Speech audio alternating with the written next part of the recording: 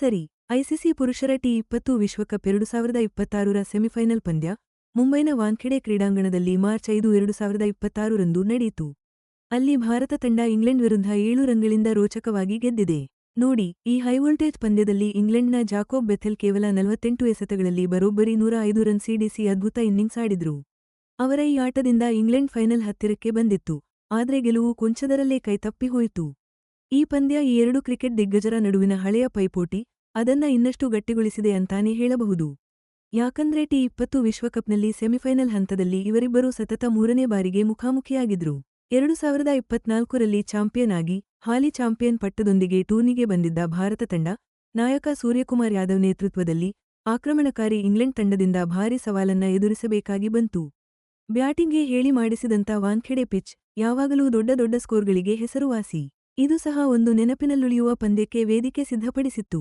ಈ ಅಲ್ಪ ಅಂತರದ ಗೆಲುವು ಪಂದ್ಯ ಎಷ್ಟು ಸ್ಪರ್ಧಾತ್ಮಕವಾಗಿತ್ತು ಅನ್ನೋದನ್ನ ಎತ್ತಿ ತೋರಿಸ್ತು. ಅಷ್ಟೇ ಅಲ್ಲ, ಬಹುಮುಖ್ಯ ಫೈನಲ್ಗೆ ಹೋಗೋಕೆ ಕಾಯ್ತಿದ್ದ ಎರಡೂ ತಂಡಗಳ ಮೇಲಿದ್ದ ಭಾರೀ ಒತ್ತಡವನ್ನು ಇದು ಸಾರಿತು. ಭಾರತ ನೀಡಿದ್ದ ಟಾರ್ಗೆಟ್ ಬೆನ್ನಟ್ಟುವ ಇಂಗ್ಲೆಂಡ್ ತಂಡದ ಪ್ರಯತ್ನದಲ್ಲಿ ಜಾಕೋಬ್ ಬೆಥೆಲ್ ಅವರ ಅದ್ಭುತ ಪ್ರದರ್ಶನವೇ ಮುಂಚೂಣಿಯಲ್ಲಿತ್ತು. ಈ ಯುವ ಆಲ್ರೌಂಡರ್ ಸಿಡಿಲ ವೇಗದಲ್ಲಿ ಬಾರಿಸಿದ ಶತಕದ ಮೂಲಕ ತಮ್ಮ ಆಕ್ರಮಣಕಾರಿ ಎಡಗೈ ಬ್ಯಾಟಿಂಗ್ ಮತ್ತು ಒತ್ತಡದ ಸಂದರ್ಭದಲ್ಲೂ ಪ್ರತಿದಾಳಿ ನಡೆಸುವ ಸಾಮರ್ಥ್ಯವನ್ನು ಪ್ರದರ್ಶಿಸಿದರು.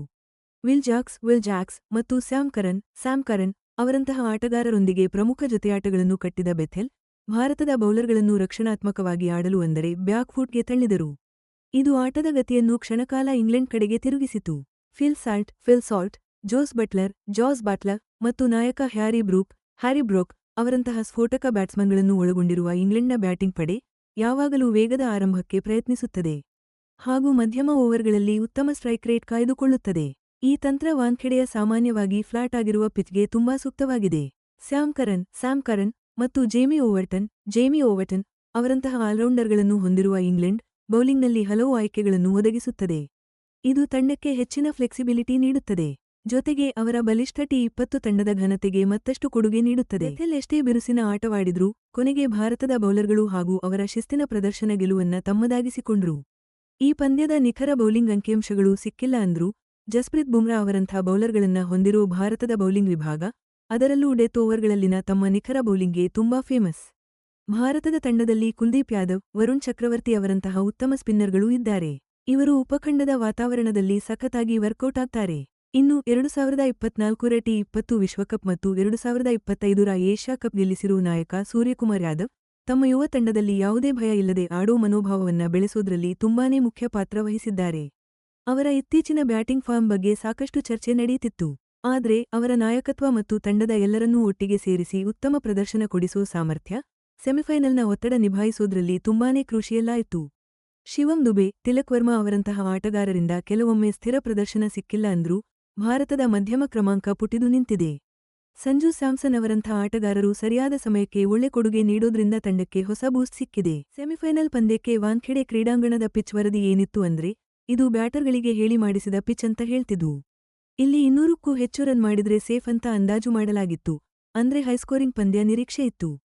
ಪಿಚ್ ಕ್ಯೂರೇಟರ್ಗಳು ಉದ್ದೇಶಪೂರ್ವಕವಾಗಿ ಕೆಂಪು ಮಣ್ಣಿನ ಪಿಚ್ ಮೇಲೆ ಲೈಟ್ ಗ್ರೀನ್ ಕಲರ್ನ ತೇವಾಂಶವನ್ನ ಇಟ್ಟಿದ್ರು. ಇದರಿಂದ ಪಂದ್ಯದ ಆರಂಭದಲ್ಲಿ ವೇಗದ ಬೌಲರ್ಗಳಿಗೆ ಸೀಮ್ ಮೂವ್ಮೆಂಟ್ ಮತ್ತು ಎಕ್ಸ್ಟ್ರಾ ಬೌನ್ಸ್ ಸಿಗಲಿ ಅಂತ. ಆದ್ರೆ ಪಂದ್ಯ ನಡೆಯುತ್ತಾ ಹೋದಂತೆ ಪಿಚ್ ಸೆಟಲ್ ಆಗಿ ಸ್ಟ್ರೋಕ್ ಪ್ಲೇಗೆ ಹೆಚ್ಚು ಅನುಕೂಲ ಆಗುತ್ತೆ ಅಂತ ಹೇಳಲಾಗಿತ್ತು. ಮತ್ತೊಂದು ಕಡೆ ಎರಡನೇ ಇನ್ನಿಂಗ್ಸ್ನಲ್ಲಿ ಇಬ್ಬನಿ, ಡ್ಯೂ ಬರೋ ಸಾಧ್ಯತೆ ಕೂಡ ಇತ್ತು. ಇದರಿಂದ ಎರಡನೇ ಬೌಲಿಂಗ್ ಮಾಡುವ ತಂಡಕ್ಕೆ ದೊಡ್ಡ ತಲೆನೋವಾಗ್ತಿತ್ತು. ಯಾಕಂದ್ರೆ ಇತಿಹಾಸ ನೋಡಿದ್ರೆ ಇಬ್ಬನಿ ಯಾವಾಗಲೂ ಚೇಸಿಂಗ್ ಮಾಡುವ ತಂಡಗಳಿಗೆ ಲಾಭ ಮಾಡಿದೆ. ಹೀಗಾಗಿ ಟಾಸ್ ನಿರ್ಧಾರದ ಮೇಲೆ ಈ ಅಂಶ ದೊಡ್ಡ ಪರಿಣಾಮ ಬೀರುತ್ತೆ. ಹೆಚ್ಚಿನ ತಂಡಗಳು ಮೊದಲು ಬೌಲಿಂಗ್ ಮಾಡೋಕೆ ಇಷ್ಟಪಡ್ತಾವೆ. ಈ ಒಂದು ಟ್ಯಾಕ್ಟಿಕಲ್ ಬ್ಯಾಟಲ್ ಅಂದ್ರೆ ಈ ತಂತ್ರಗಳ ಯುದ್ಧಕ್ಕೆ ಒಂದು ಭಾರಿ ದೊಡ್ಡ ಐತಿಹಾಸಿಕ ಹಿನ್ನೆಲೆ ಇತ್ತು.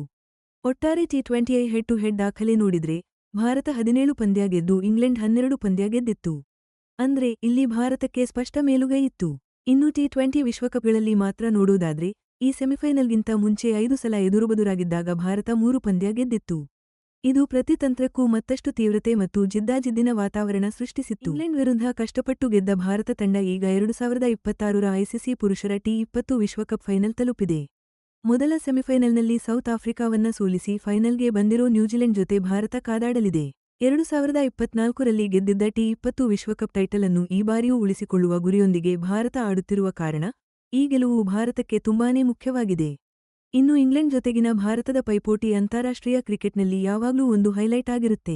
ಈ ಪಂದ್ಯಗಳು ಹೆಚ್ಚಾಗಿ ರೋಚಕತೆ, ಹೈ ಡ್ರಾಮಾ ಮತ್ತು ಬೆಥೆಲ್ ಅವರಂತಹ ಆಟಗಾರರಿಂದ ಉತ್ತಮ ಪ್ರದರ್ಶನಗಳನ್ನೇ ಕೊಡುತ್ತೆ.